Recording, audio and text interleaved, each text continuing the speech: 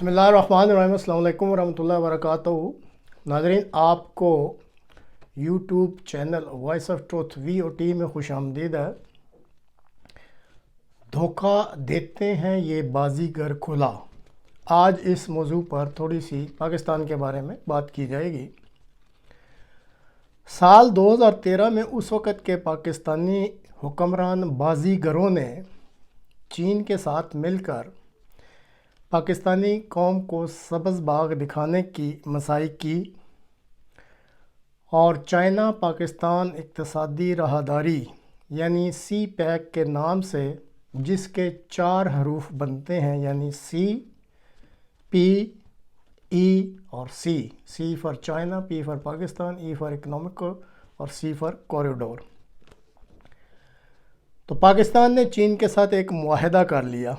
इस मुआहदा की रूह से चीन को बैरून मुल्क माल भिजवाने के लिए अब 12,000 किलोमीटर की बजाय सिर्फ 2,395 किलोमीटर का समुद्री और ज़मीनी सफ़र करना पड़ता है, और वह गवादर के गहरे पानियों की बंदरगाह को अपने तिजारती मकासद के लिए इस्तेमाल कर रहा है। इस बंदरगाह को उसने 2013 में ही अपने कंट्रोल में कर लिया था। गवादर तक पहुंचने के लिए वो सड़कें भी बना चुका है। 2013 में जब ये मुआहदा हुआ तो इसकी मालियत 46 बिलियन की सरमायाकारी का कहा गया। 2020 में ये सरमायाकारी की रकम बढ़ाकर 62 बिलियन कर दी गई और फिर 2022 में इस रकम को बढ़ाकर 65 बिलियन डॉलर कर दिया गया। इस मुआहदा करने पर अव्वल रोज़ से ही कह दिया गया था, यानी पाकिस्तान की तरफ से, कि अब पाकिस्तान को IMF के शिकंजा से निजात मिल जाएगी। ताहम चीन ने शुरू से ही पाकिस्तान को ये बता दिया था कि वो अपने सरमाया के इस्तेमाल को खुफिया रखेगा, और ग़ालिबन यही वजह थी कि पाकिस्तान के जो मरकज़ी बैंक के गवर्नर हैं उनको भी कभी भी ये पता ना चल सका कि चीन की तरफ से मुहैया की गई रकम में कितनी रकम कर्ज़े की मद में है, कितनी इक्विटी है। इक्विटी का मतलब ये होता है कि असल सरमाया में पाकिस्तान के मलकियती हकूक़ कितने होंगे, और इसी तरह प्रोजेक्ट की इस कुल रकम में जो मटेरियल मुहैया किया जाएगा उसकी मालियत इस प्रोजेक्ट कॉस्ट में कितनी है। ये बातें कभी भी पाकिस्तान के मरकज़ी बैंक के गवर्नर को नहीं बताई गई। इस कर्ज़ा पर जो सूद अदा करना है, चीन के मुताबिक वो 7 से 8% बनता है, जबकि पाकिस्तान 2% की दुहाई देता रहता है। इस मुआहदा की रूह से पाकिस्तान में रेल रोड का वसी इंफ्रास्ट्रक्चर बनाया जाना था, मुख्तलिफ़ इकनॉमिक जोन्स बनाए जाने थे, पाकिस्तान को ज़री मुल्क की बजाय सनती मुल्क बनाना था, और इन सनतों में food processing industry, cooking oil industry, ceramics industry, संगे मरमर इंडस्ट्री, मुल्क की मादनियात की इंडस्ट्री को फ़रोग़ देना, कीमती पत्थरों, हीरे और जवाहरात की सनतों को तरक्की देना, मोटर बाइक असम्बली प्लांट लगाना, इलेक्ट्रॉनिक औलाद की पैदावार शुरू करना, और इसी तरह ऑटो इंडस्ट्री की तरक्की भी शामिल थी इस मुआहदे में कि ये पाकिस्तान को CPEC के नतीजे में मिलेगा। इसी तरह 2.5 मिलियन नई नौकरियां पैदा करने का जो मुआहदा था या वादा किया गया था। सस्ती बिजली पैदा करके हर किसी के घर को रोशन करना था।